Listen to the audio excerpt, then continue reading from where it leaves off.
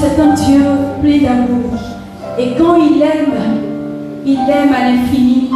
Son amour est inconditionnel. C'est pourquoi, bien-aimé, tu vas te disposer pour chanter avec la voix de la transformation ce cantique.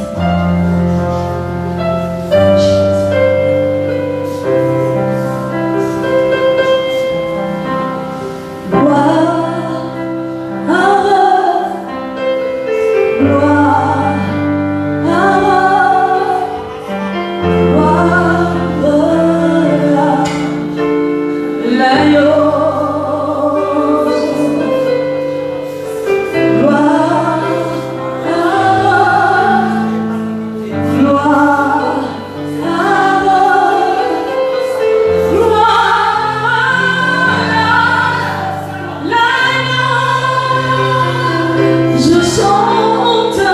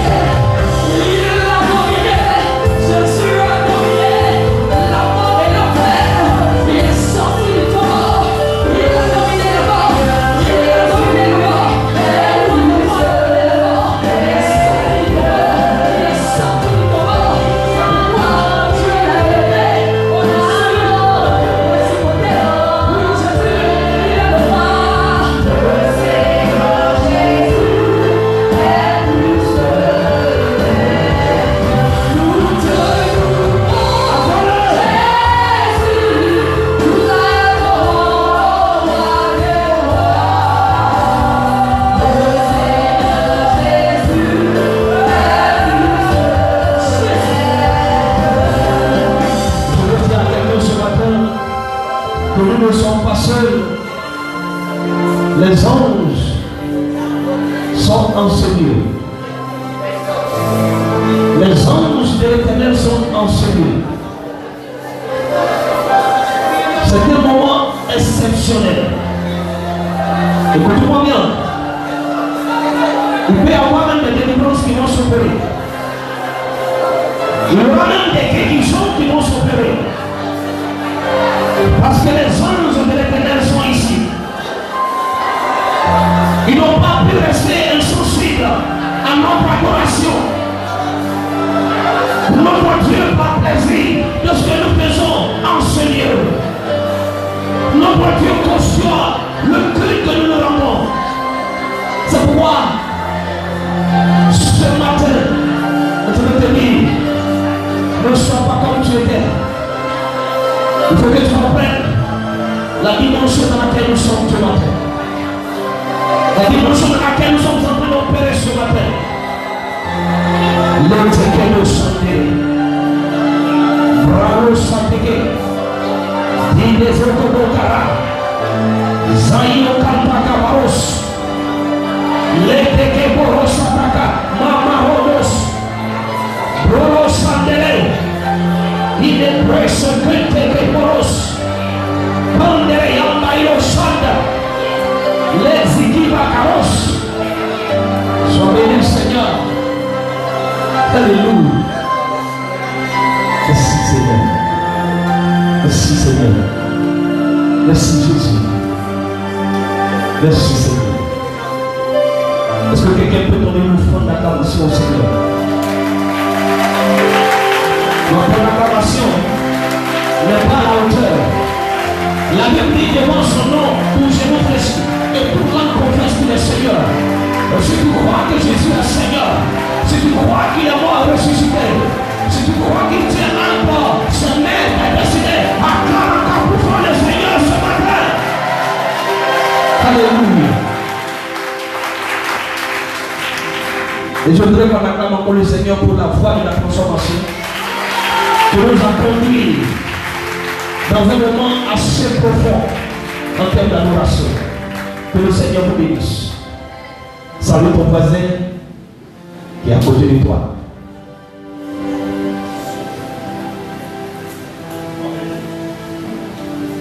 Salue ton voisin, dis voisin, quelque chose va se passer. Dis voisin, je le dis par la foi, quelque chose va se passer.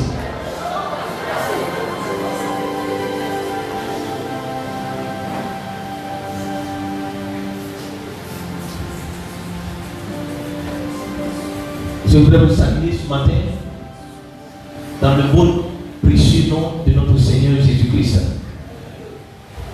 Que la paix de Dieu soit avec vous et que ce matin, notre Seigneur nous conduise dans un moment assez profond, un moment puissant, un moment glorieux, afin que quand nous allons ressortir,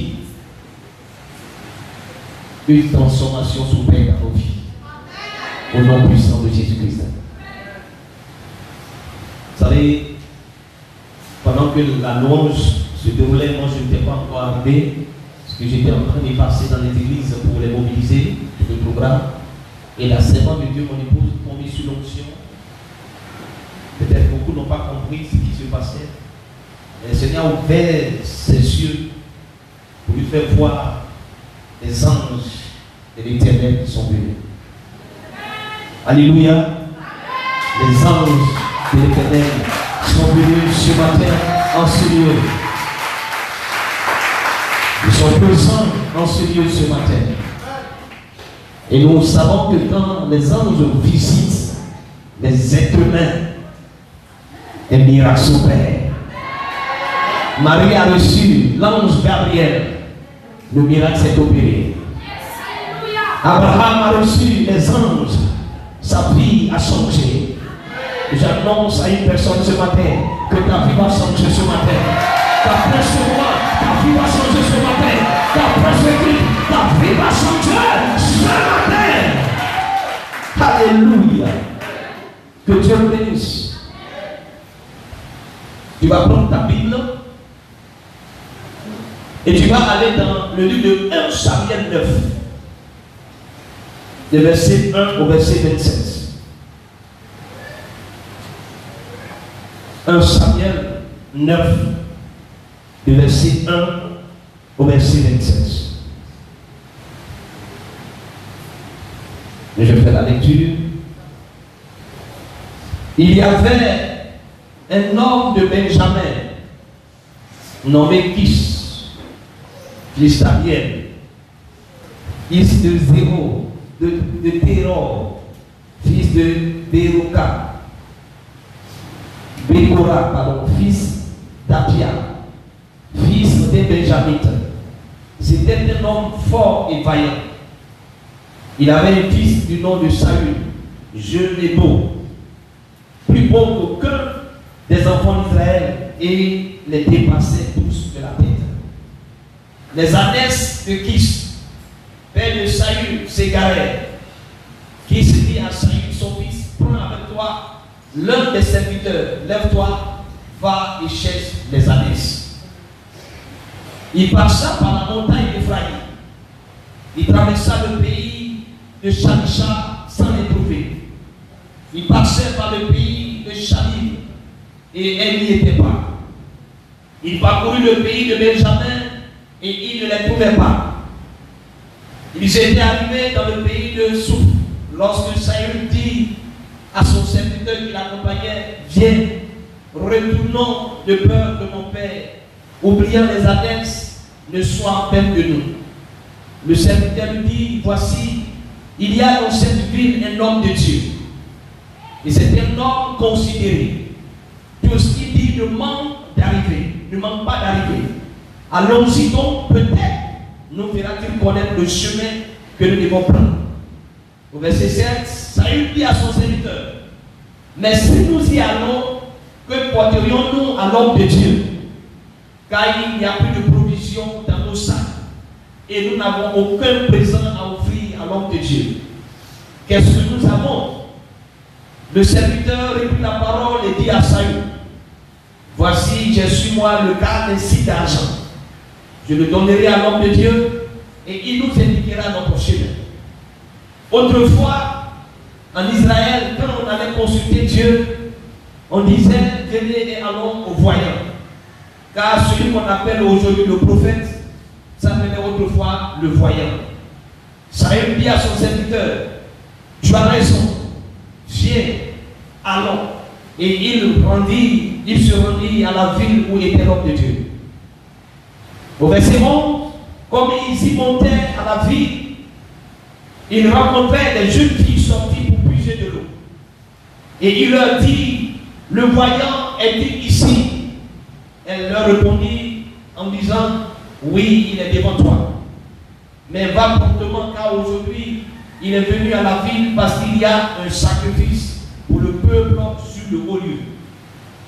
Quand vous serez entrés dans la ville, vous le trouverez avant qu'il monte au lieu pour manger. Car le peuple ne mangera point qu'il ne soit arrivé parce qu'il doit bénir le sacrifice. Après quoi, les conviés mangeront. Montez donc, car maintenant vous le trouverez. Au verset 14, et ils montaient à la ville. Ils étaient arrivés au milieu de la ville quand ils furent rencontrés par Samuel qui sortait pour monter au haut lieu.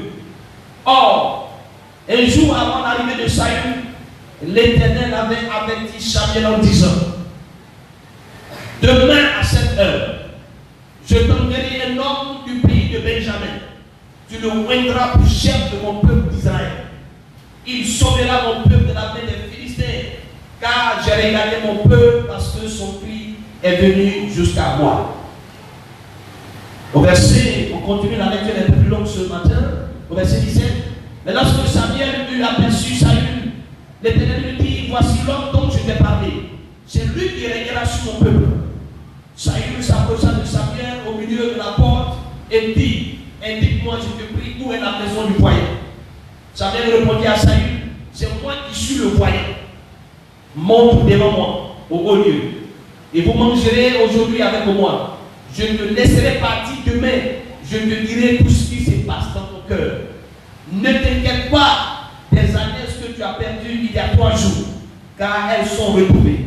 J'annonce à une personne ce matin, ce que tu as perdu sera retrouvé au nom de Jésus-Christ. Et pour ce qui est réservé, tout ce qu'il y a de précieux en Israël, n'est-ce pas pour toi et pour la maison de ton père? Saïd répondit, ne suis-je pas Benjamin, l'une des plus petites tribus d'Israël, et ma famille n'est-elle pas la moindre de toutes les familles de la tribu de Benjamin? Pourquoi donc me parles-tu de la sorte? Samuel prit Saül et son serviteur, les fit entrer dans la salle et leur donna une place à la tête des conviés, qui étaient environ 30 hommes. Samuel dit au cuisinier, c'est la portion que je t'ai donnée, en te disant, mets-la à part. Il y a quelque chose que le Seigneur a mis à part pour toi. Tu n'as pas encore vu, mais Dieu t'annonce ce matin qu'il t'a déjà réservé quelque chose. Il a mis à part quelque chose pour toi. Alléluia. Le cuisinier donna l'épaule, ce qui l'entoure, et il a servi à Saül. Et Samuel dit, voici ce qui a été réservé, mets-le devant toi et mange, car on l'a gardé pour toi lorsque j'ai convié le peuple. Ainsi Saül mangea avec Samuel ce jour-là. Il descendit au lieu de la ville et Samuel s'entretenait avec Saül sur le toit. Au verset 26. Puis il se levait au bon matin et dès l'aurore, Samuel appela Saül sur le toit et lui dit, viens, je te laisserai partir. Saül se leva et il sortit les deux, lui et Samuel. Quand il fut descendu à l'extrémité de la ville, Samuel dit à Saül, dis à ton serviteur de passer devant nous. Le serviteur passa devant et dit, arrête-toi maintenant. Et reprit Samuel, je te ferai connaître, je te ferai entendre la parole de Dieu. Merci Seigneur ce matin. Nous prions de bénir ce moment. Nous te demandons de prendre le contrôle de ce temps, de venir régner sur ce moment, afin de ressortir de ce temps. Nous voyons une véritable transformation, une véritable métamorphose dans nos vies, afin que Seigneur, ce qui est réservé de plus précieux pour nous, soit notre partage, au nom puissant de Jésus-Christ de Nazareth. Merci Seigneur, je veux m'effacer, je suis un esclave, je suis ton ouvrier, le moindrier parmi les serviteurs de Dieu. Mais je veux que, Seigneur, ce matin, c'est toi qui prennes la place. Qui suis-je pour m'adresser à ce peuple? C'est toi qui connais ton peuple. C'est toi qui as la parole. C'est toi qui as la connaissance. Alors ce matin, je vais être seulement un vase que tu vas utiliser. Merci Seigneur. Au nom de Jésus, quelqu'un me dit Amen fort. Amen, amen. Amen. Que le Seigneur nous bénisse. C'est vrai que la lecture a été un peu plus longue, mais le Seigneur m'a chargé un message pour toi. Je suis porteur d'une révélation pour toi ce matin. Alléluia. Nous connaissons le terme que le Seigneur t'a donné. C'est le terme la soif de Christ pour vivre une année de miracle. Nous voulons vivre une année de miracle. Et nous savons que cela est consécutif à la soif que nous avons pour le Seigneur. Mais j'aimerais ce matin vous donner un sous-thème. Amen. Et le sous-thème ce matin, c'est qu'est-ce qui m'arrive? Dis à ton voisin. Dis voisin, qu'est-ce qui m'arrive? Tu regardes ton voisin, dis mais voisin, mais qu'est-ce qui m'arrive? Qu'est-ce qui m'arrive? Ah! Qu'est-ce qui m'arrive? Alléluia. Est-ce que quelque chose va t'arriver ce matin? Ce qui va t'arriver là est inexplicable. On ne peut pas expliquer. Mais quelque chose va t'arriver. Mais ce que je sais, ce qui t'arrivera est une bonne chose. La Bible nous dit dans ce passage que Saül a perdu les adresses. Mais une question que je me pose, comment il a perdu les adresses? Est-ce qu'il les surveillait chaque jour ou est-ce qu'il les a laissés aller brouter? Comment se fait-il que les annexes se sont égarées? Je comprends que parfois le Seigneur permet que nous perdions certaines choses de précieuses. Pourquoi? Parce que le Seigneur sait que par ces choses qui est perdues, nous allons chercher à retrouver la chose, mais en cherchant à retrouver la chose, on cherche à trouver le Seigneur. Il y a des gens qui ont perdu beaucoup de choses, mais ils n'ont pas compris pourquoi ils ont perdu, parce que le Seigneur est amené à le rencontrer. Alléluia.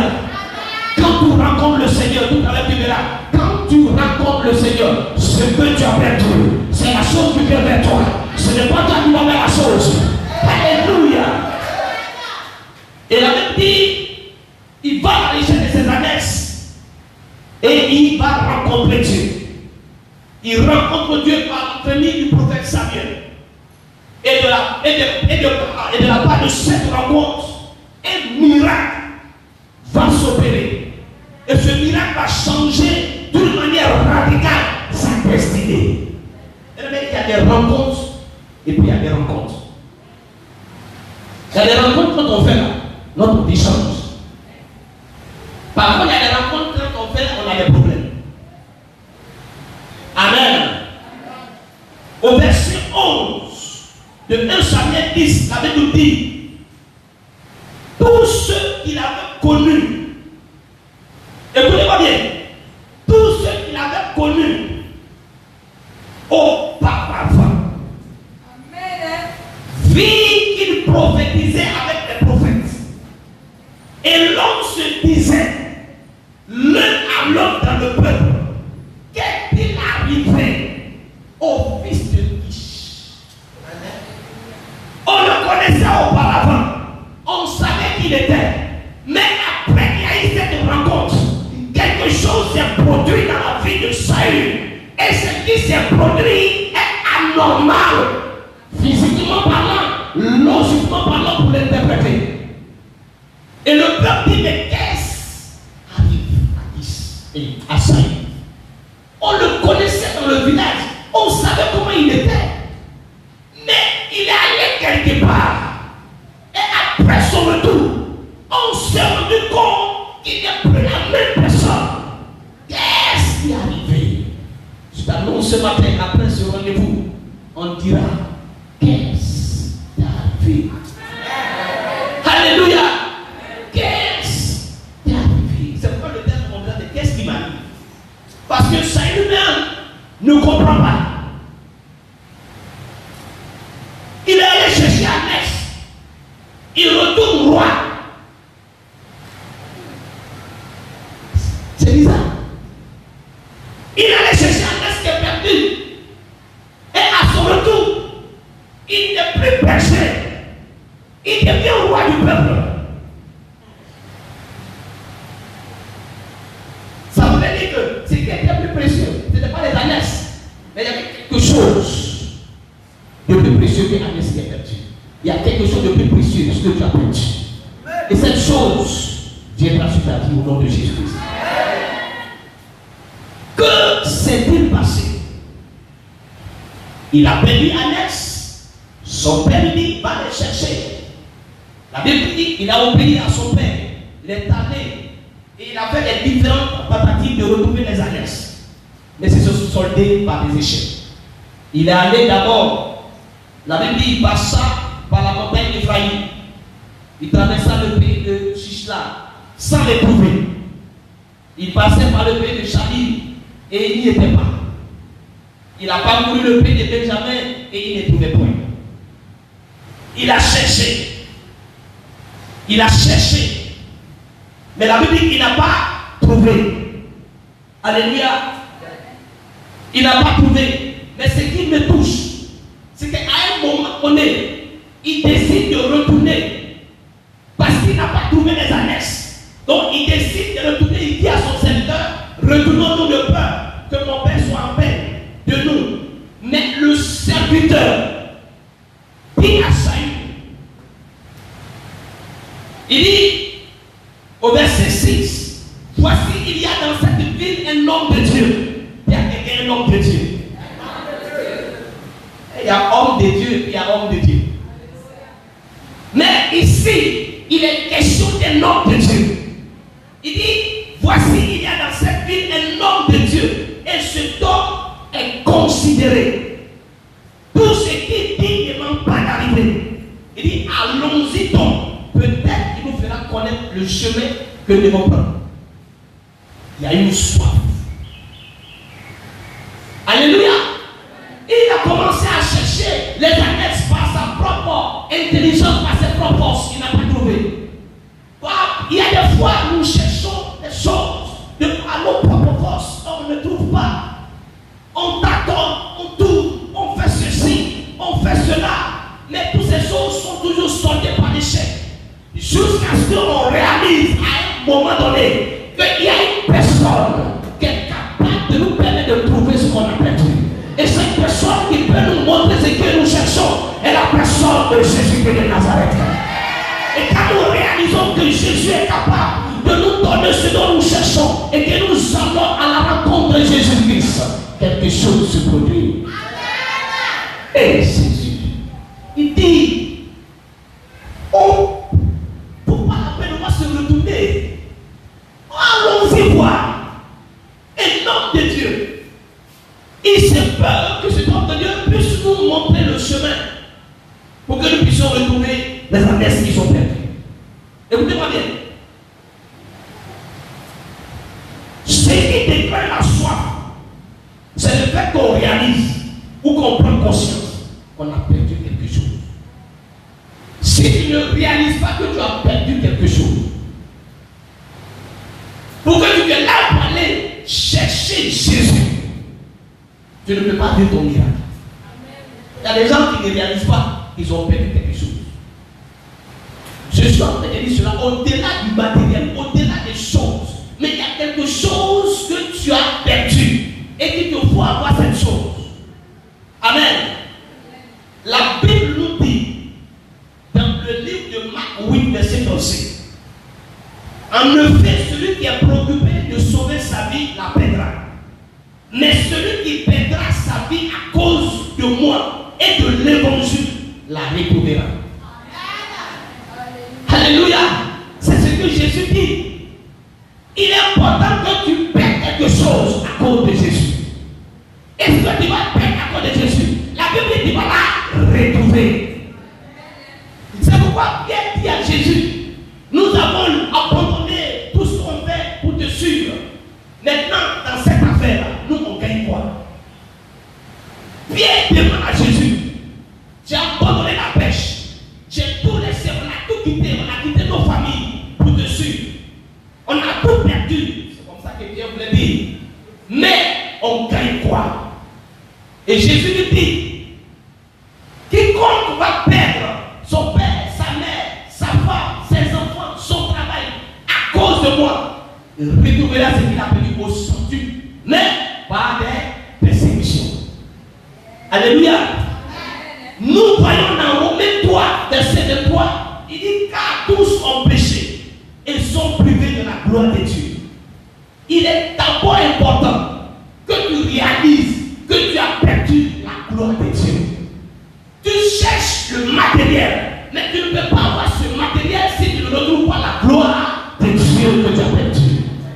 C'est la gloire qui va t'introduire dans la royauté. La gloire va t'introduire dans l'abondance. La gloire va t'introduire dans l'élévation. La gloire va t'introduire dans la bénédiction.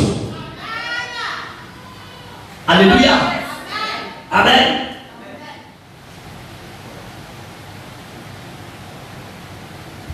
Que le Seigneur bénisse. Il faut d'abord réaliser que nous avons perdu quelque chose de plus glorieux, de plus merveilleux que autre chose, et que nous devons chercher et retrouver ce que nous avons perdu. Ce qui pourra nous permettre d'être en communion avec le Seigneur. Ce qui pourra nous permettre de rétablir notre relation avec Jésus.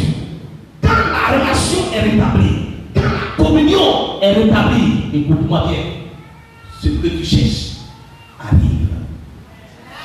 J'ai dit bien ce que tu cherches arrive sur toi.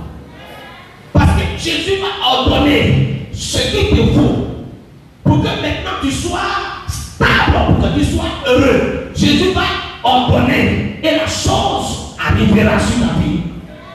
Mais tant que tu n'as pas réalisé que tu as perdu la gloire, parce qu'il y a eu un péché qui s'est réalisé, que tu as perdu la gloire, ou que tu ne peux plus communier avec le Seigneur, Donc il faut rechercher cette communion, il faut avoir la soif d'aller chercher d'abord à rétablir la communion avec le Seigneur. Il faut que tu aies la soif d'aller chercher à rétablir la relation avec le Seigneur. Quand cette communion, quand cette relation est établie, c'est que tu as besoin pour que tu sois stable, pour que tu sois fait, pour que tu sois heureux. Jésus en donnera et la chose arrivera.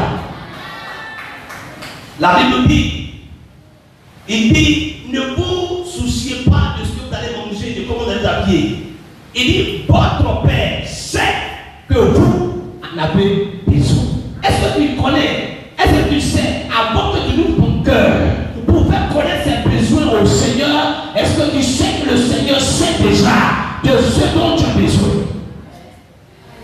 Alléluia. Amen. Alors, je vais vous amener un eau profonde ce matin. Allons-y voir ensemble les différentes dimensions de la soif de Christ.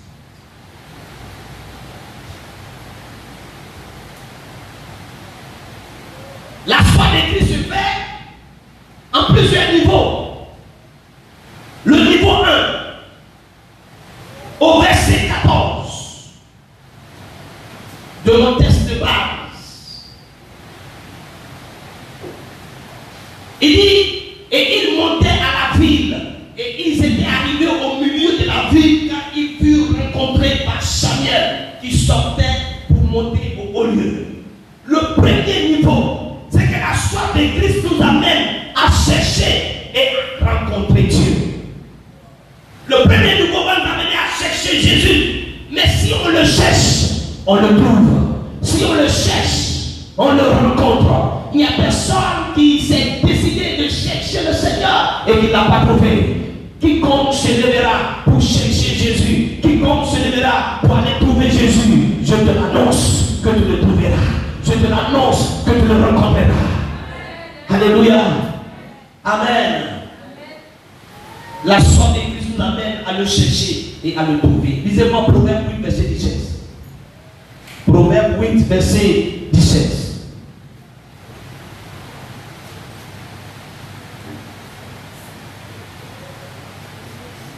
Proverbe 8, verset 17. Quelqu'un peut qui me lise, s'il vous plaît? Proverbe 8, verset 17. Oui. J'aime ceux qui m'aiment, et ceux qui me cherchent me trouvent. Alléluia. J'aime ceux qui m'aiment. Et ceux qui me cherchent me trouvent. Est-ce que tu aimes le Christ? Si tu l'aimes, lui aussi a retrouvé. Et parfois c'est bizarre. Où le chrétien dit, est-ce que Dieu m'aime? Est-ce que Jésus m'aime? Est-ce qu'il m'aime?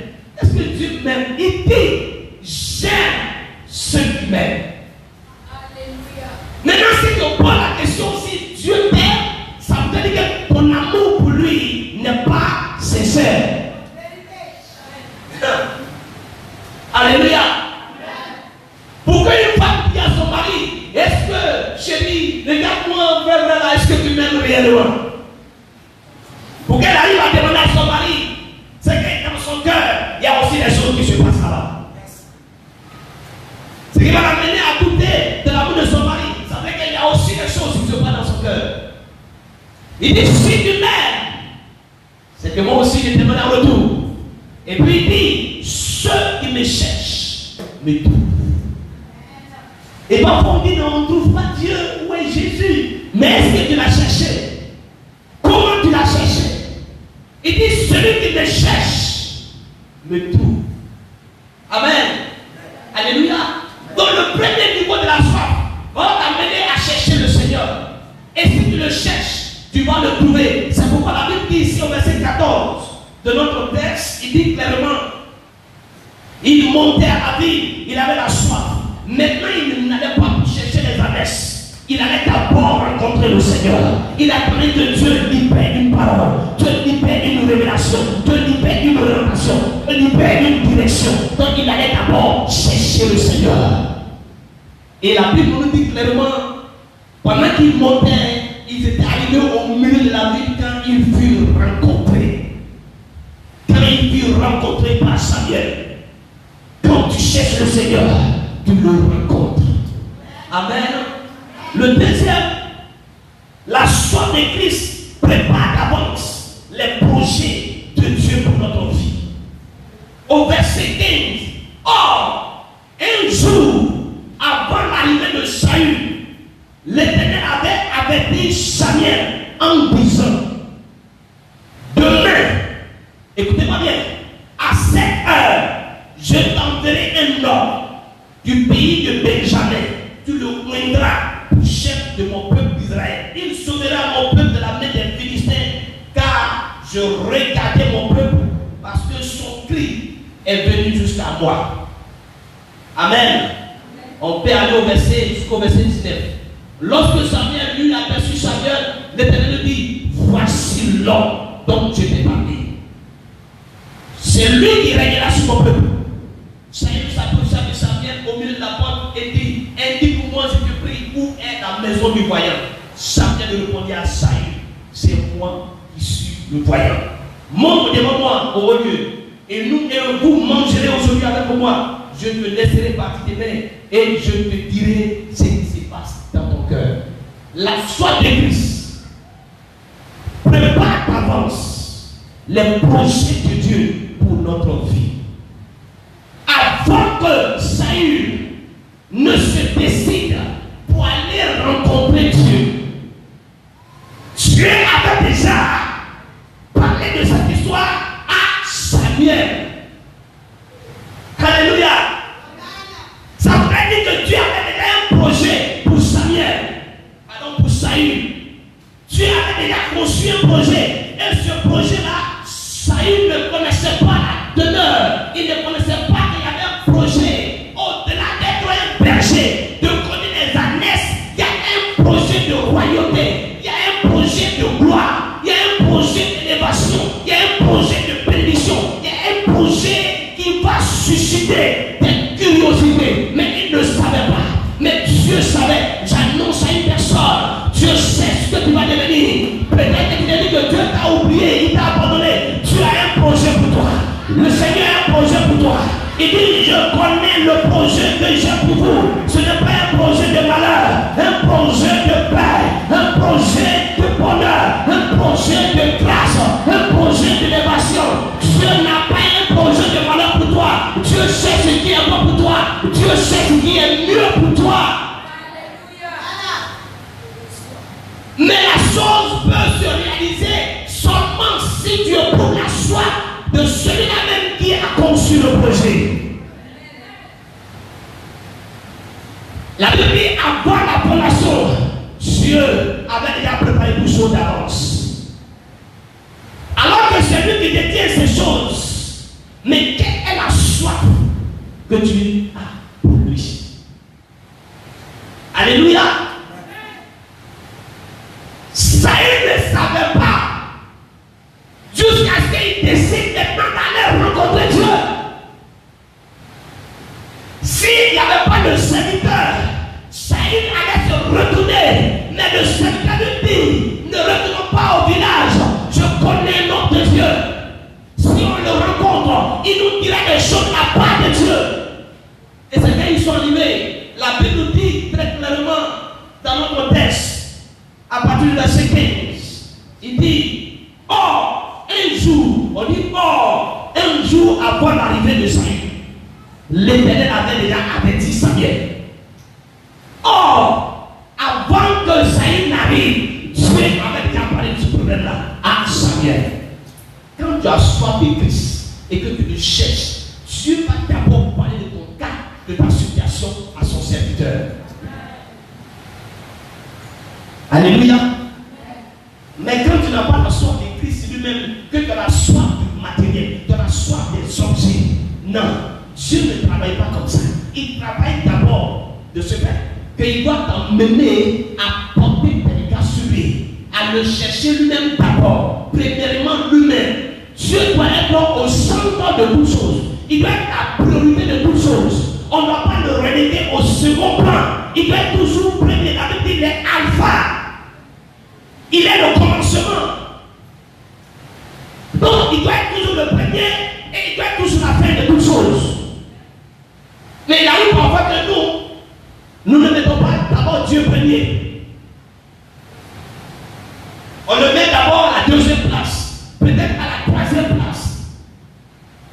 Et puis chaque fois qu'on réalise que les choses n'avancent pas, la soif de Christ prépare d'avance des projets pour notre vie. Alléluia. Amen, amen. Il dit demain à 7 heures. C'est Dieu qui parle à Samuel. Demain à 7 heures, je peux vous donner les noms du pays de Benjamin. Tu le prendras pour chef de mon peuple Israël. Il sauvera mon peuple de la main des Philistins. Car j'ai regardé mon peuple parce que son fils est venu jusqu'à moi. Et au verset 17, il dit, lorsque Samuel lui aperçut Saül, l'Éternel lui dit, voici l'homme dont je t'ai parlé.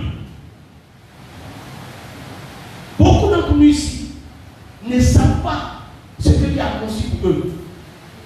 Ne savent pas quel est le projet que Dieu a préparé pour eux. Beaucoup ne savent pas. Mais Dieu le sait. Mais la révélation va venir quand tu vas commencer à manifester la soif pour Christ. C'est en ce moment-là que Dieu va te montrer ce qu'il a conçu pour toi. Il y a des métiers que nous faisons qui ne sont pas des métiers selon Dieu.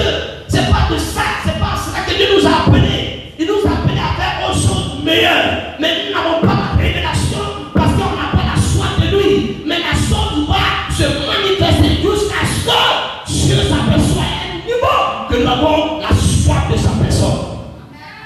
Et c'est quand cette soif qui se manifeste que Dieu dit, bon voilà, en réalité, voici ce à quoi je t'ai appelé. Alléluia. Que le Seigneur nous bénisse. Ensuite, la soif de Christ trouve les réponses à nos requêtes avant même de les faire connaître au Seigneur et ouvre la porte à une bénédiction plus meilleure et élevée. Écoutez-moi bien ce matin. Au verset 20 de notre texte, la Bible dit, quand Samuel a rencontré Saül, il lui dit, au verset 19, c'est moi qui suis le voyant. Monte devant moi au haut lieu. Et vous mangerez aujourd'hui avec moi. Je te laisserai partir demain. Je te dirai tout ce qui se passe dans son cœur, dans ton cœur. Mais qu'est-ce qui se passe dans son cœur? Ce qui se passe d'abord, c'est qu'il n'a pas encore réalisé. Et ce qui est plus important, ce n'est pas les annexes. Mais ce qui s'est passé dans le cas de Saül, c'était les annexes. Ça nous a dit au verset 20, ne t'inquiète pas. Des annexes que tu as perdues depuis 3 jours ont été retrouvées. J'annonce à quelqu'un ce matin, ne t'inquiète pas. Ne te soucie pas. Ne te lamente pas. Ce que tu as perdu, il y a de cela 3 jours. Écoutez-moi bien, les 3 jours ne sont pas les 3 jours selon l'homme. Mais les 3 jours peuvent être 3 années. Ça fait des 3 mois. Mais je t'annonce ce matin que ce que tu as perdu, ne t'inquiète pas. La chose a été retrouvée. La chose a été retrouvée. La chose a été retrouvée. Ton mariage a été retrouvé. Ton enfantement a été retrouvé. Ton voyage a été retrouvé. Ton travail a été retrouvé. Je te l'annonce ce matin. Il dit à Saül, ne t'inquiète pas. Ce qui parfois fait que nous ne pouvons pas entrer dans notre bénédiction, ce sont les inquiétudes. Il lui dit, en d'autres termes, si tu es venu jusqu'à moi, si tu as parcouru cette distance jusqu'à moi, tu n'as plus à t'inquiéter. Il lui dit, Saül, si tu m'as rencontré, Samuel, tu n'as plus à te soucier de quoi que ce soit.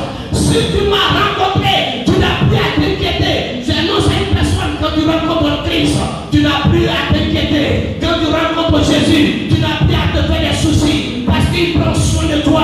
Il prend soin de toi. Il prend soin de toi. Il prend soin de toi. Ne te soucie plus. Ne te lamente plus. Ne t'inquiète plus. Le Seigneur lui-même prend soin de toi. Alléluia. La soif de Christ trouve des réponses à nos requêtes avant même de les faire connaître. Samuel, Saül n'a pas encore eu le temps de dire à Samuel, homme de Dieu, je suis venu jusqu'à toi parce que j'ai un problème. Mon problème, c'est que les années sont perdues. Il n'a même pas eu le temps de de cela. Il dit, ne t'inquiète plus, les ânesses ont été retrouvées. Les ânesses ont été retrouvées. Qu'est-ce que tu as perdu? Je ne sais pas ce que tu as perdu, mais je t'annonce ce que tu as perdu, tu retrouveras la chose. Ce que tu as égaré, tu retrouveras la chose. Tout ce que tu as perdu, tu vas le retrouver au nom de Jésus.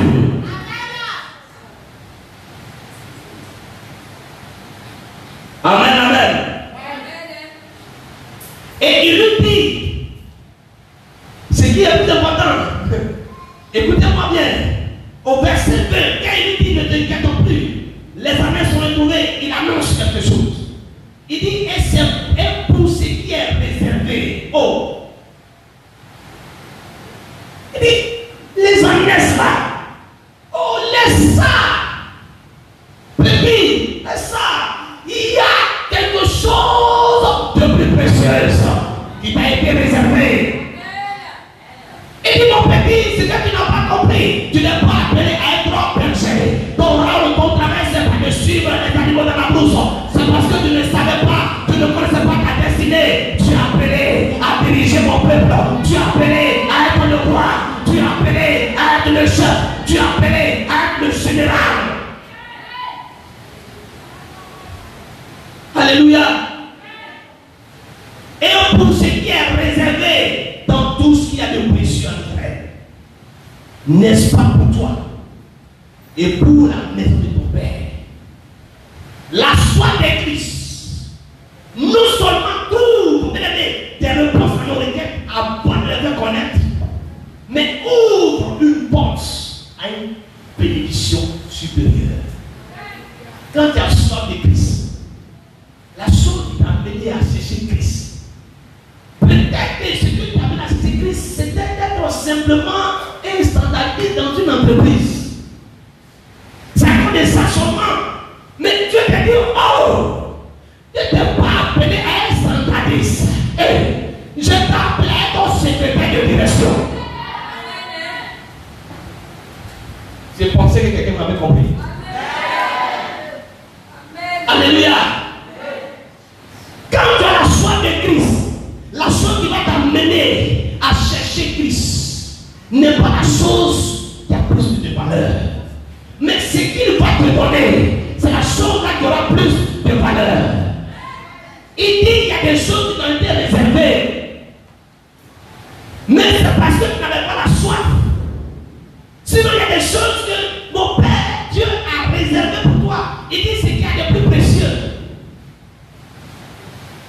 Ce qui a de la valeur. Et il souligne, n'est-ce pas pour toi? Il dit, regarde, Dieu t'a réservé des choses. Et ce qui t'a réservé là, ça concerne tout Israël. Ça ne concerne pas seulement les membres de ta famille, ni seulement ta tribu en tant que Benjamin. Mais ça concerne Israël. Dieu t'appelle à occuper un poste qui va dépasser les frontières. Le poste va sortir de ton village. Ça va quitter, dépasser la ville, dépasser la Côte d'Ivoire et aller à l'international. Alléluia. Vois grand, parce que notre Dieu est grand. Notre Dieu donne des grandes choses à ses enfants. Amen.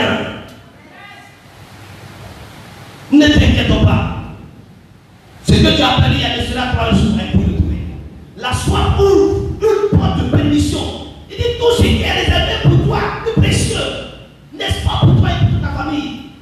Comprenez aisément que la soif de Christ ne regarde pas notre classe sociale. Regardez la réponse au verset 21. Saul répondit, ne suis-je pas Benjamin de l'une des plus petites tribus d'Israël? Ma famille n'est-elle pas la moindre de toutes les familles de la tribu de Benjamin? Pourquoi donc tu me parles de la sorte? Il dit, ce qui est le plus précieux a été réservé. Maintenant, lui-même, il dit maintenant, mais moi, il dit, mais attends, est-ce que tu me connais même réellement? Je vais te faire part de mon arrière-plan, de là où je suis sorti, ma famille dans laquelle je suis sorti. Et il commence à dire que lui là, il veut pas c'est la plus petite tribu d'Israël. Ensuite, il dit, ma famille est la moindre de toutes les familles. Donc, il prend d'abord la tribu de Benjamin. C'est une petite tribu. Amen. Maintenant, il va situer pour dire dans cette petite tribu-là, ma famille, moi, ma famille là, c'est la plus petite famille. Tous ceux qui sont dans cette tribu-là, c'est ma famille qui est la plus petite aux familles, la plus pauvre des familles. Est-ce que quelqu'un qui est dans une famille pauvre, quelqu'un qui est sur une petite tribu, est-ce que cette personne peut avoir accès aux choses précieuses? Alléluia.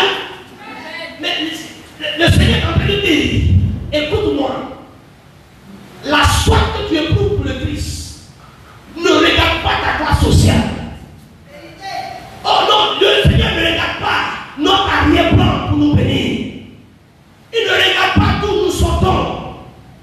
Si nous sortons de la famille la plus pauvre, ça dépend du problème de Dieu. Mais c'est parce qu'on sort de cette famille qui veut nous sortir de là pour relever le nom de notre famille. Au nom de Jésus-Christ.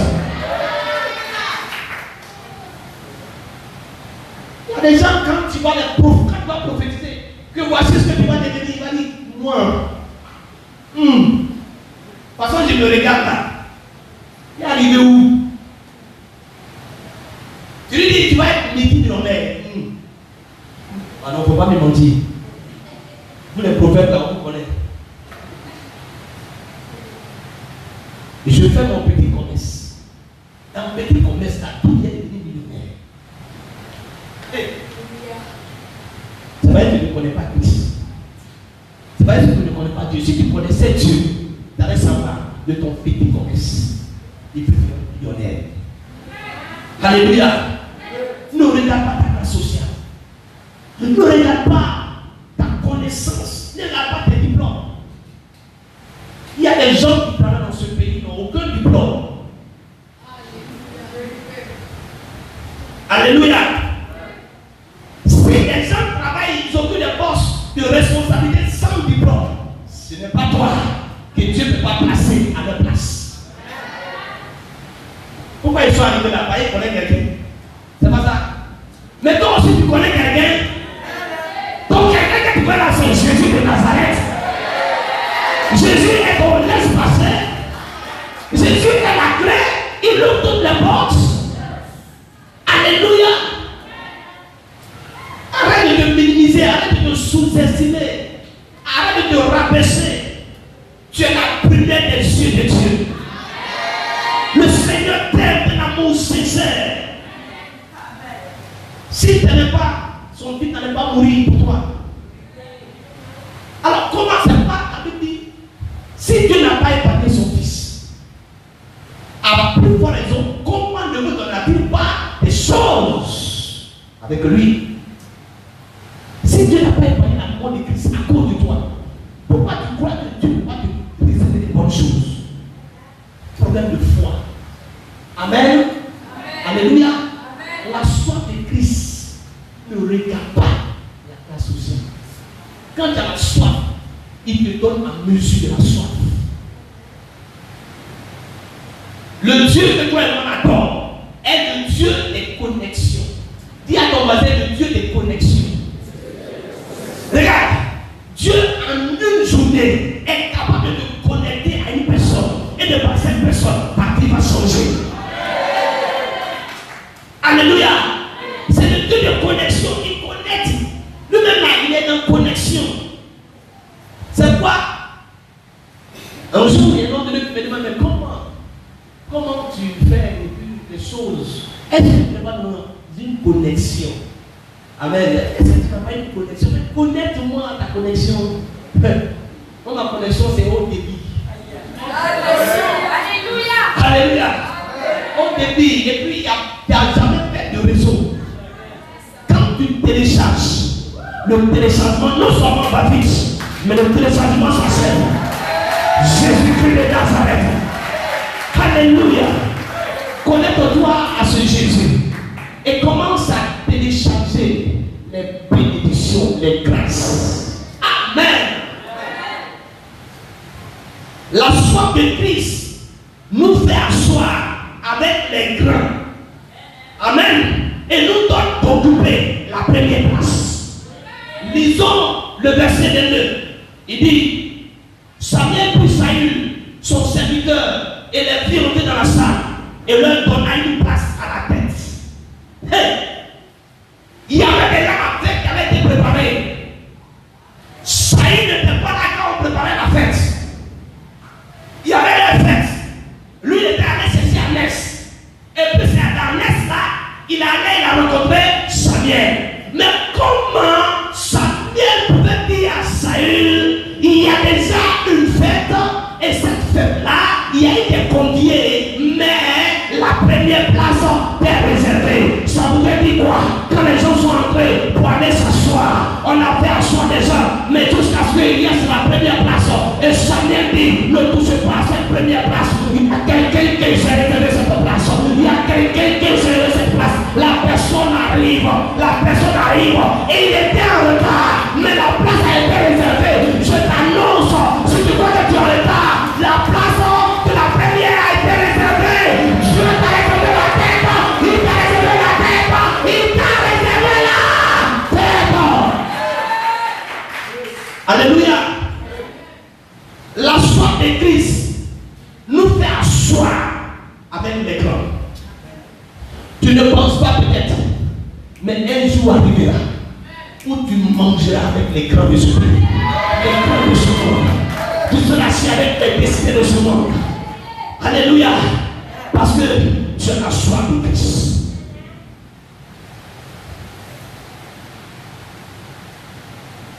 Samuel prit Saül, son serviteur, les fit entrer dans la salle et leur donna une place à la tête. Et qui était environ 30 personnes. Ils ont sélectionné 30 personnes. N'importe qui ne peut pas entrer dans cette salle. Il y a une sélection. Laisse-moi t'annoncer. À chaque fois qu'il y aura une sélection, tu feras partie de cette sélection. À chaque fois qu'il y aura une sélection, tu seras dans cette sélection.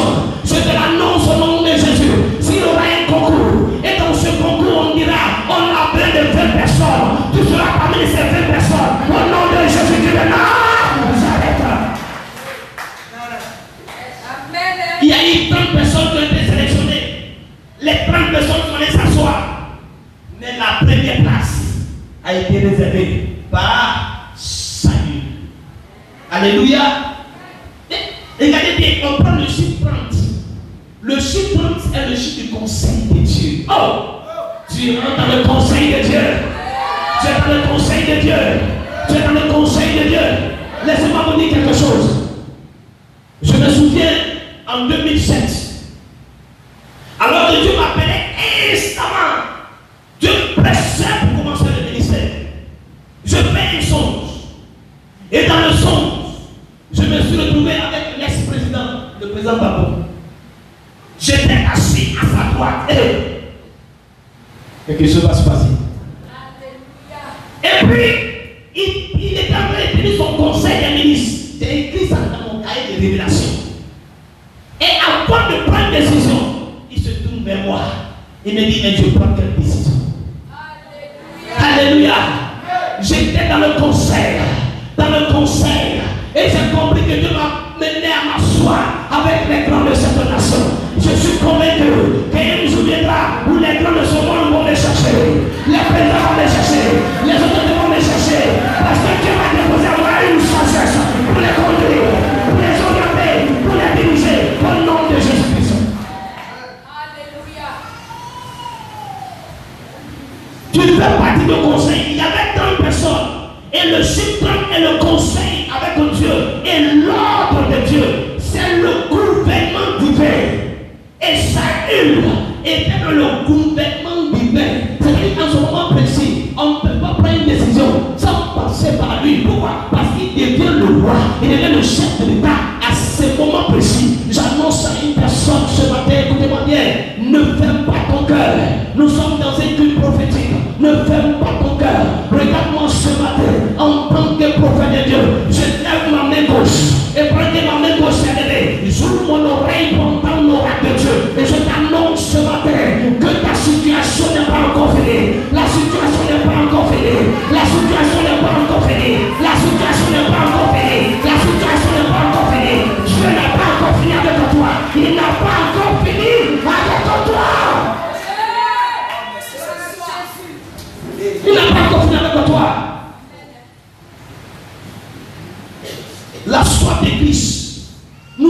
s'asseoir avec les grands. Il nous donne d'occuper la première place. La Bible nous dit, nous sommes appelés à être la tête et non la queue. Mais si nous sommes à la queue, ça veut dire qu'on n'a pas la soif de Christ. On n'a pas la soif de Christ. Quand on a la soif, Dieu prépare les choses pour nous. Dieu prépare les choses pour nous. Moi, je sais une chose. Et je vous le dis, mes enfants d'alliance. Je vous le dis une chose. Votre papa que je suis n'est pas un petit homme de Dieu. Moi, je ne suis pas un petit homme de Dieu. Il y a des expressions façon de petit homme. Moi, je ne suis pas un petit homme de Dieu. Je suis un grand homme de Dieu. Pourquoi? Parce que c'est qui a sur moi est grand. Je suis grand, je suis grand. Et je sais, je ne cherche pas une méga tortue. Je cherche une giga tortue. Le méga orteil n'est pas plus grand que le giga orteil. Non, moi je suis dans le giga. Les démos. Alléluia. Mon Dieu est grand. Évite, écoute-moi bien, ouvre tes oreilles. Tu n'es pas une petite église. Évite, tu es une grande église. Évite de toi partira le réveil des nations. Évite de toi partira les grandes choses. Évite de toi partira les grandes révélations, les grandes révélations. Évite. Dieu t'appelle à jouer ta partition. Dieu t'appelle à jouer ton rôle dans ces nations. Évite, écoute tes oreilles et entends la parole de Dieu. Ne te considère pas comme un enfant de Dieu ordinaire, mais tu es un enfant de Dieu extraordinaire. Dieu passera par toi pour toucher les nations, pour toucher les familles, pour toucher les portes. Dieu va t'utiliser puissamment. Dieu va t'utiliser puissamment. Il a les yeux sur toi. Il a les yeux sur toi. Il a les yeux sur toi. Il a les yeux sur toi. Il a les yeux. Il a les yeux. Il a les yeux sur toi. Il n'a pas de toi partir des grandes choses.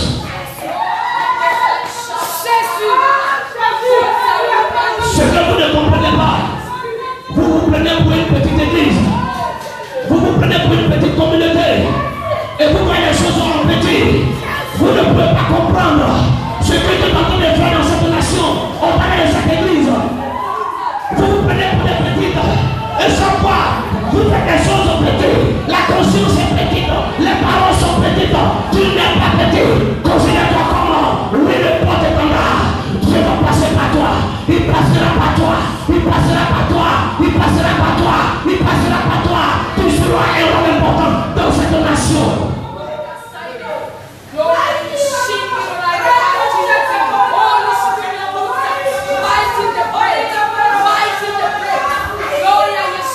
Je sais ce que Dieu m'a dit. Je connais ce que Dieu m'a fait connaître. Je sais d'où je vais. Je sais ce qui va se passer. Il n'y a rien qui me surprend. Je suis en train de marcher dans ma destinée. Je sais que mon élévation n'est pas loin. Car Dieu m'a dit, mon fils, avant que tu sois élevé, tu passeras par les tribulations. Tu seras persécuté. Mais à la fin de cette persécution, je vais t'élever. Ceux qui sont avec moi, ceux qui ont résisté, ceux qui ont cru à mon ministère, qui se sont attachés à moi, je vous l'annonce. Notre envol est pour bientôt. Notre envol est pour bientôt. Notre envol est pour bientôt. Notre envol est pour bientôt. On nous a persécutés, on nous a humiliés, on nous a insultés. Mais c'est l'heure. Notre envol, c'est l'heure. C'est l'heure. C'est l'heure. C'est l'heure. C'est l'heure. Holy Ghost. Mighty Ghost. Mighty Jesus. Holy Spirit. J'ai fait beaucoup de songes. Où dans ces songes, j'étais avec les chefs d'État, même Barack Obama, j'étais avec lui, David Cameron, j'étais avec lui, et j'ai demandé à mon père spirituel, j'ai dit à papa, mais je vois dans les songes, je suis avec les chefs d'État. Il dit, mon fils, tu vas conduire avec les chefs d'État. Les chefs d'État disent non, demander les conseils, tu vas les diriger, tu vas les orienter. Je crois à la parole de mon père spirituel. Je crois.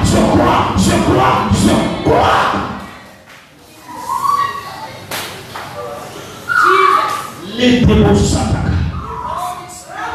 Écoute, tu es important dans cette vie de la loi. Et puis, tu es important dans cette vie de la loi.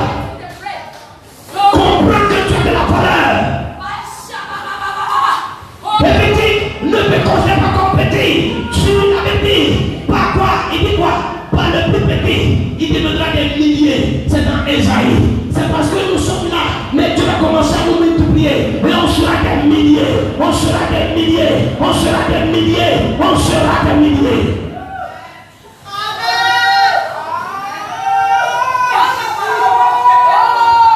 Dieu te fait asseoir avec les grands. Je le dis ce matin, écoutez-moi bien.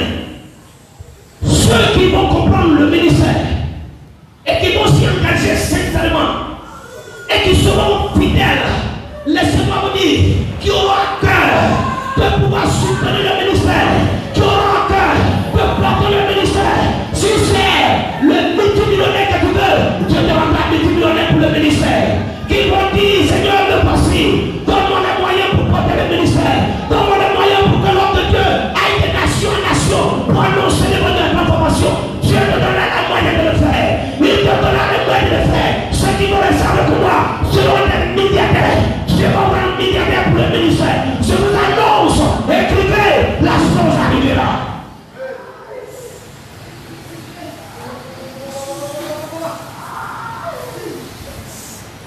Toutes les prophéties que Dieu m'a données sont en train de rentrer dans leur accomplissement. C'est écrit toutes les prophéties. Tout est écrit. Et je sais ce qui va nous allons devenir. Accroche-toi. Ne perds pas espoir. Alléluia. Tu es dans le bon endroit. Accroche-toi. Accroche-toi. Dieu fera. Dieu fera.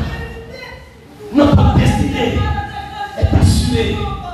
Le ministère n'a pas été un ministère lancé par un homme. Dieu lui-même a lancé le ministère. Que le Seigneur bénisse. Enfin, la soif de Christ te permet de manger la semence que tu n'as pas plantée. Non, c'est fort. Écoutez-moi bien ce qu'il dit ici au verset 23, au verset 24.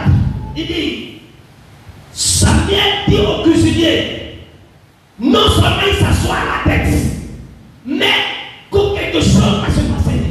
Il dit, Samuel dit au cuisinier, c'est la portion que je t'ai donnée en te disant, mets-la à part. Oh, il y a quelque chose que Dieu a mis à part pour toi. Il y a quelque chose que Dieu a mis à part pour toi. Écoutez-moi bien, tu vas manger des fruits. Il y a des choses que tu n'as pas plantées, tu vas manger. Il y a des choses que tu n'as pas fait, mais là tu vas profiter de tes fruits. Il y a des choses même, tu n'as pas participé, mais quand il va s'agir d'avoir les dividendes, les bénéfices, tu en diras aussi ta part. Pourquoi? Parce que tu as la soif de Christ. Il dit clairement, mets la part. Le cuisinier donna l'épaule et ce qui l'entoure et l'a servi à Saül. Samuel dit, voici ce qui a été réservé, mets-le devant toi et mange. Car on l'a gardé pour toi lorsque j'ai conduit le peuple.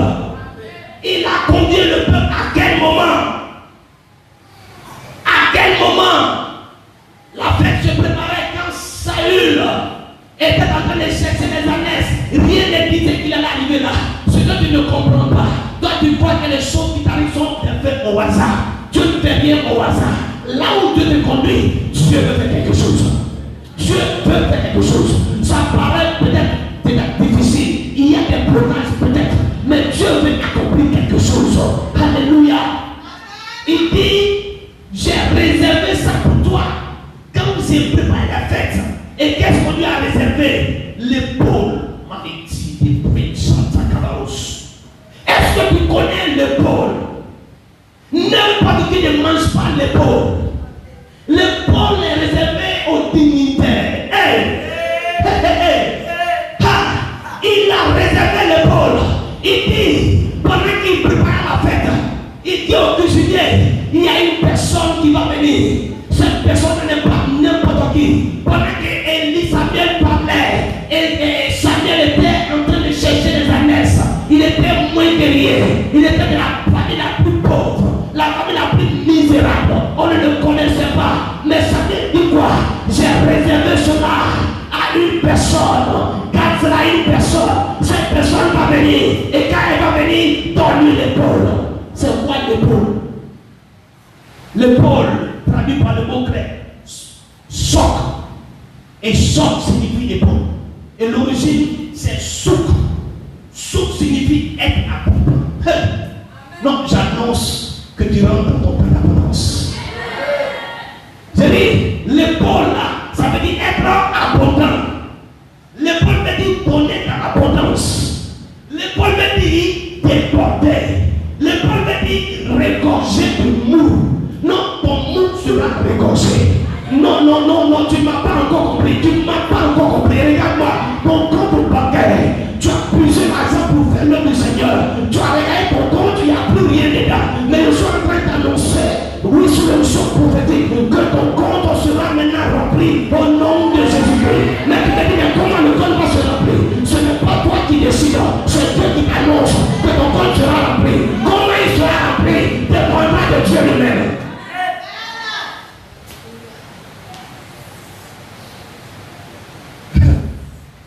Alléluia. Merci Seigneur. Merci Seigneur. Non, Dieu est bon. Salut. Pauvre, misérable berger. Et ça va cesser. Toi qui crois que tu es venu à une vie comme ça. Oh. Non, tu n'es pas venu comme ça à une victime comme ça. Non. Non, il y a quelque chose. Ce qui t'a amené ici, c'est parce que Dieu t'a réservé. Ah, tu n'as pas encore compris. Non, ce qui t'a amené ici là, c'est parce que Dieu t'a réservé. Il t'a réservé aux choses meilleures. Il t'a réservé aux choses plus meilleures. Ce n'est pas ce qui t'a amené ici. Peut-être en venant, tu étais malade, donc tu cherchais ta guérison. Mais au-delà de la guérison, Dieu te donnera quelque chose plus que la guérison. Au nom de Jésus-Christ de Nazareth.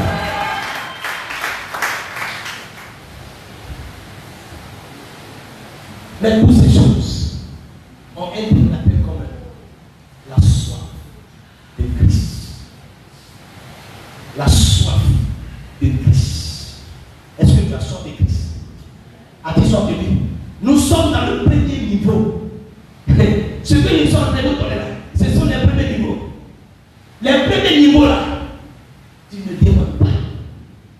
Dieu même te met devant toi.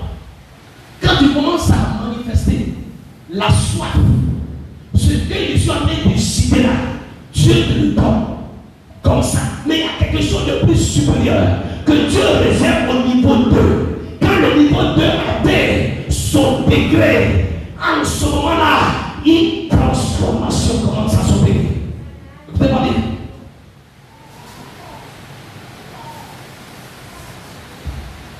Au verset 27, il dit clairement: puis il se levait du bon matin et dès l'aurore, Samuel appela Saül sur le toit et dit: viens, je te laisserai partir. Saül se leva et il sortit tous deux, et lui et Samuel.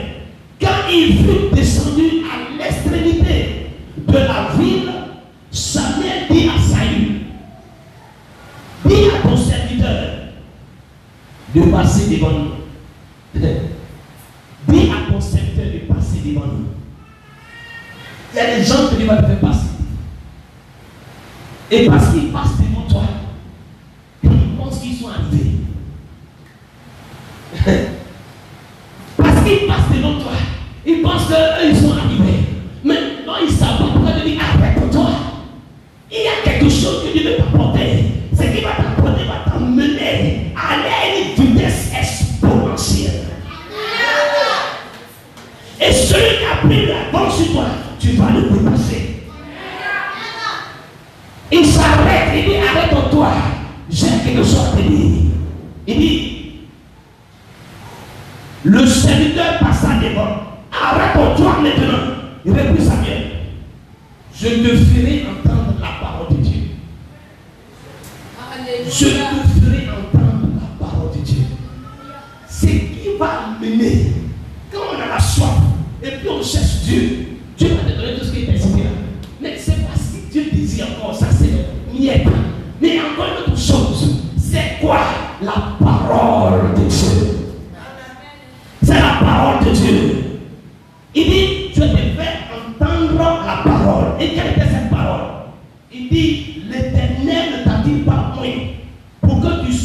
le chef de son héritage.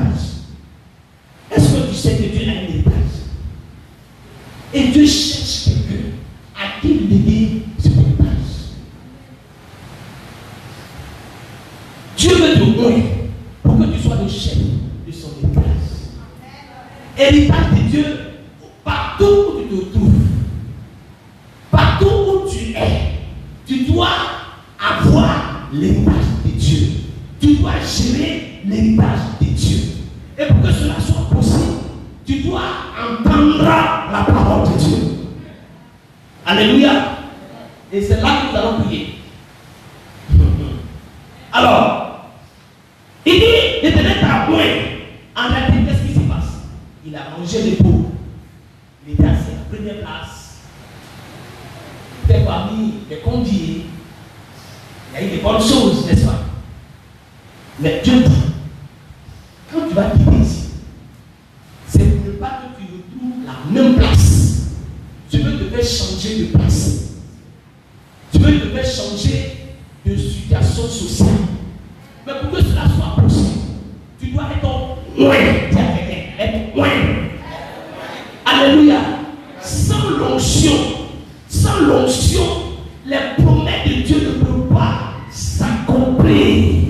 Pourquoi? Parce que tu vas comprendre pourquoi l'onction est très importante pour marcher dans notre destinée. Il dit, il sera chef. Dieu est en train de dire à Saül, tu seras roi. Mais il va avoir un cheminement pour accéder au trône du roi. Quand Dieu libère une prophétie sur nous, le plus souvent, nous sommes assis et puis nous pensons que cette prophétie-là va aller à son terme elle-même. Non, nous-mêmes, nous sommes participants de l'accomplissement de cette révélation, de cette promesse, de cette prophétie. Il sera roi, mais il va l'amener à comprendre que pour qu'il arrive au trône, il y a des choses qui doivent lui arriver. Alléluia. L'onction du Saint-Esprit nous introduit dans la royauté pour nous amener à être chef, à changer de statut. Un simple berger, il va devenir roi. Et tu vois que pour que tu vas voir comme ça, un coup de baguette baille, tu vois, un berger qui devient roi, un paysan qui devient président de la République. C'est pas un jeu. Dis à quelqu'un, c'est pas un jeu. Il y a les intérêts qui sont là. Et les intérêts qui sont là vont mener des combats. C'est très important. Un réput de la société, tu deviens une élite. Amen. La soif de Christ nous accorde le privilège d'avoir part à l'onction du Saint-Esprit. L'onction du Saint-Esprit nous permet de faire 3 rencontres pour nous faire entrer dans notre saison de miracle. Il dit, Dieu va te moindre. Mais quand il va te moindre, voici, tu vas passer. Tu dois faire 3 rencontres. Après ces 3 rencontres, tu rentres destinée. Est-ce que tu es prêt à avoir ces 3 rencontres ce matin? Nous avons presque fini. Alléluia. La Bible dit la première rencontre. Dans 1 Samuel 10, au verset 1, il dit Samuel prit une fiole d'huile, il répandit sur la tête de Saül et il donna un baiser. Et dit l'Éternel ne t'a-t-il pas oint pour que tu sois chef de son héritage?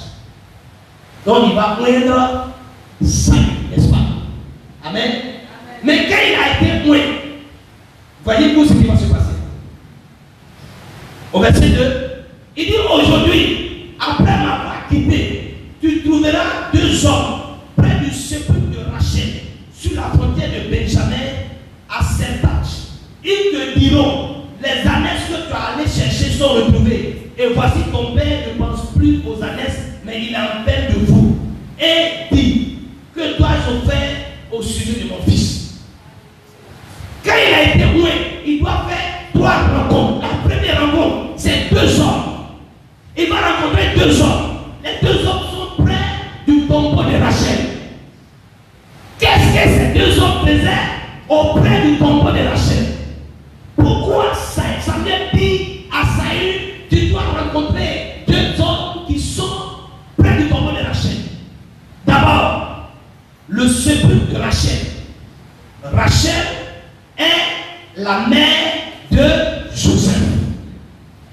de qui? De qui? De Benjamin. Saül, il est de quelle tribu? De Benjamin. Amen, amen. Comment bien ce matin? Il va l'amener à aller sur la tombe de la mère de son ancêtre. Mais qui est Benjamin? Benjamin est le deuxième fils de Jacob. Et la Bible dit, il est né quand Rachel est morte. C'est pendant qu'elle a couché Benjamin que Rachel est morte. Elle a poussé, et elle est restée dedans et Benjamin est né. Et cela a été douloureux. Jacob a pleuré. Pourquoi? Parce qu'il aimait Rachel. Il voulait beaucoup d'enfants avec Rachel. Malheureusement, il n'a eu que 2. Et ce qui est plus grave, c'est qu'elle est décédée. Donc il regarde Benjamin. Il sait que la douleur de la perte de son épouse ne sera pas facile. Donc il va appeler son fils Benjamin. Que veut dire Benjamin? Benjamin veut dire ma droite. Alléluia. Celui qui est à ma droite. Il dit tu ne seras pas à ma gauche. Ma gauche, c'est la douleur. Ma gauche, ce sont les échecs. Tu seras à ma droite. Ma droite, c'est l'élévation. Ma droite, c'est le bonheur. Ma droite, c'est la grâce. Alléluia. Alors, Saül se va sur la tombe de Rachel. Il rencontre personne.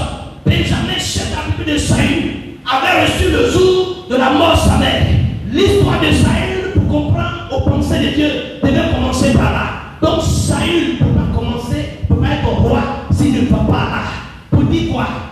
Benjamin était fils de douleur, mais il s'est transformé en fils de droite.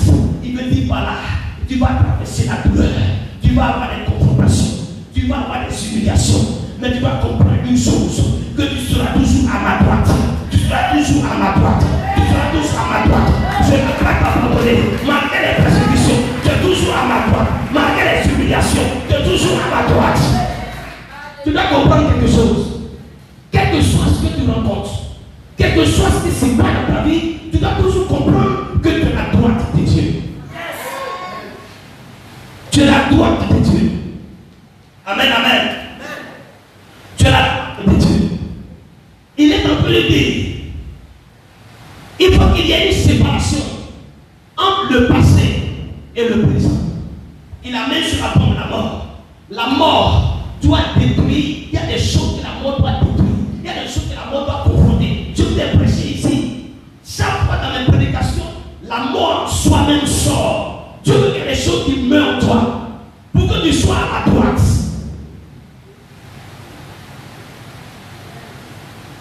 Laissez-moi vous dire, la mort en vous-même vous donnera l'accomplissement de vos besoins. Il dit, les années sont durées. Le problème n'est plus à laisser. Ton père est en paix de toi. Ton père cherche. Maintenant, toi, quand tu acceptes de rencontrer des moments difficiles où il y a la mort en soi, même des choses, dès que tu acceptes de mourir en toi-même, Dieu te place à sa droite. Et quand tu viens à droite de Dieu, Dieu ne peut jamais oublier ceux qui sont à sa droite. Amen, amen. Donc, première des choses, tu dois accepter la mort en soi, la mort aux choses. Tu dois laisser tout ce qui est passé. La Bible dit en Christ, tout chose est devenu nouvelle. Et maintenant, nous sommes devenus une nouvelle créature. Alléluia. Amen. Est-ce que chrétien me comprend ce matin? Accepte de mourir en toi. Il y a des choses que tu dois abandonner. S'il te plaît.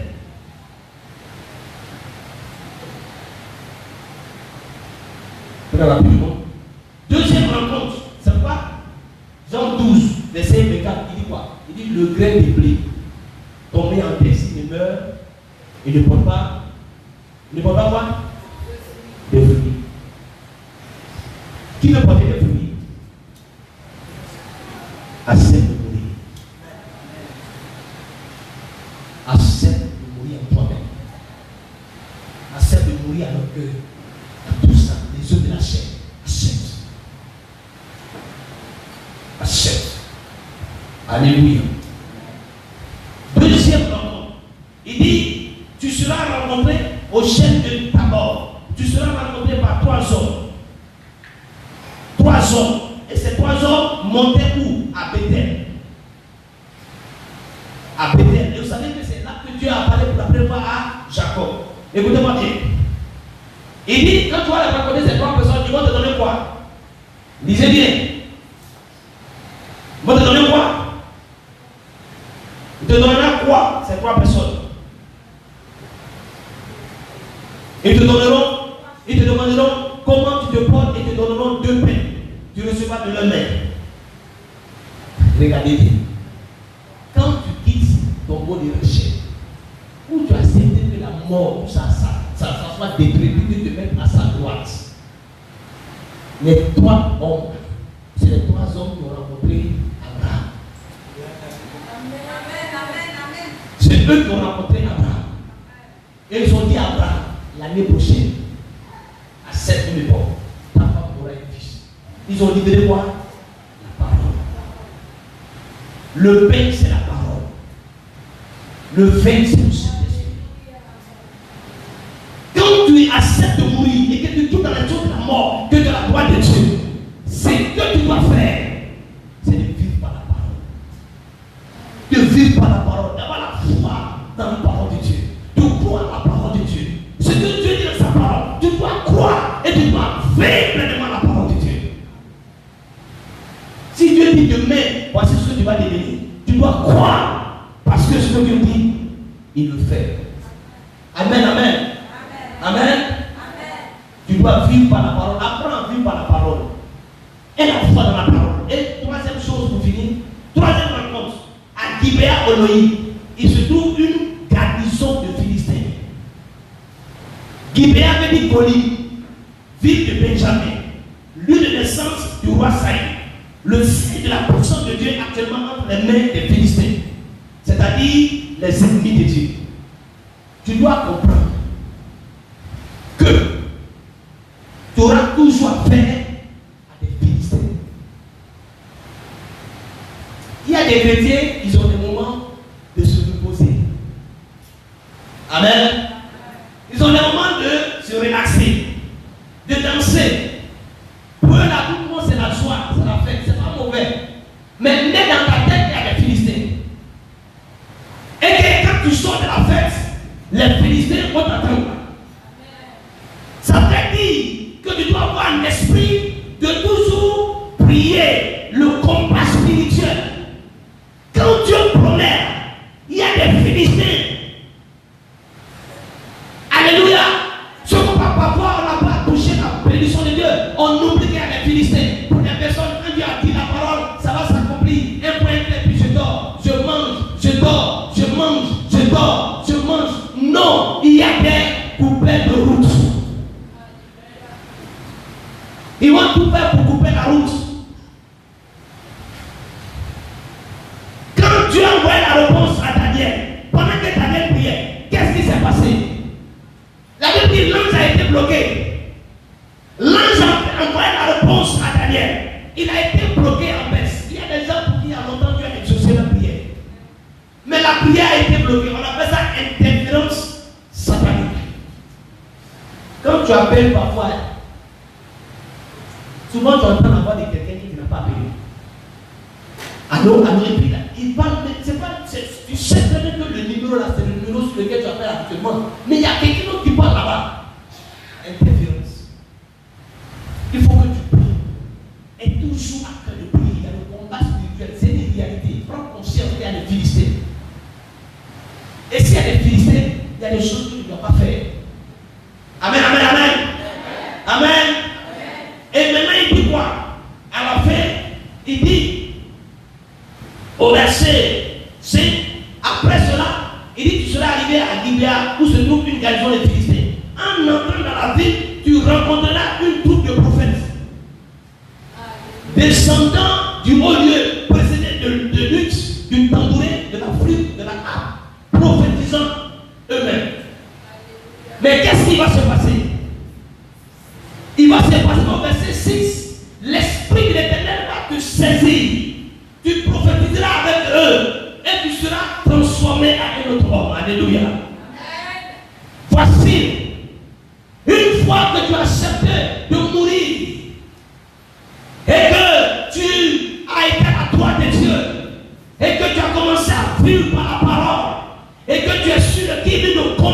spirituelle et que les Philistins ont été vaincus, ce qui va se passer, c'est que le Saint-Esprit va commencer à se manifester. Le Saint-Esprit va commencer à agir. Le Saint-Esprit va commencer à descendre sur toi. Et la Bible dit que tu vas commencer à prophétiser. Ça veut dire quoi prophétiser? Commencer à parler le langage de Dieu. Tu commences à entendre comme Dieu entend. Tu commences à voir comme Dieu voit. Tu commences à agir comme Dieu agit. Tu commences à faire les choses comme Dieu fait. C'est ça qu'on appelle prophétiser. Tu vas commencer à changer de langage. Ton langage est prophétique. Ton langage est spirituel. Ton langage sort du trône de Dieu. Ton langage vient de la bouche de Dieu. Et quand la parole sort, il y a des dégâts. Alléluia. Et la Bible dit, pendant qu'il va commencer à faire ces choses, il dit quoi? Tu seras transformé. Tu seras transformé. Dieu te donnera un nouveau cœur. C'est par là maintenant, il va le dire clairement. Il va le dire, quand tu vas faire ces choses, et il va lui dire extrêmement important ce que je vous dis. Il dit, plus tu descendras avant moi à Gibéa, voici tu descendras vers toi pour offrir des holocaustes, des sacrifices d'action de grâce. Tu entendras ça toujours, jusqu'à ce que j'arrive auprès de toi et que je te dise ce que tu dois faire. Dès que Saül lui tourne le dos pour se séparer de Samuel, Dieu lui donna un autre cœur et tous les signes s'accomplissent le même jour. Alléluia. Les signes que Dieu t'annonce s'accompliront quand ton cœur sera changé, quand la transformation sera manifeste, opérationnelle. Et c'est là maintenant que à la suite, Saül va entrer et être roi. Dieu dit que tu ne peux être roi avec ton ancien cœur. Le cœur que tu as avant ne peut pas comprendre les choses de la royauté. Pour que tu sois assis sur le trône, tu dois avoir un nouveau cœur. Écoute-moi bien. Dieu t'annonce des bonnes choses, des bonnes bénédictions.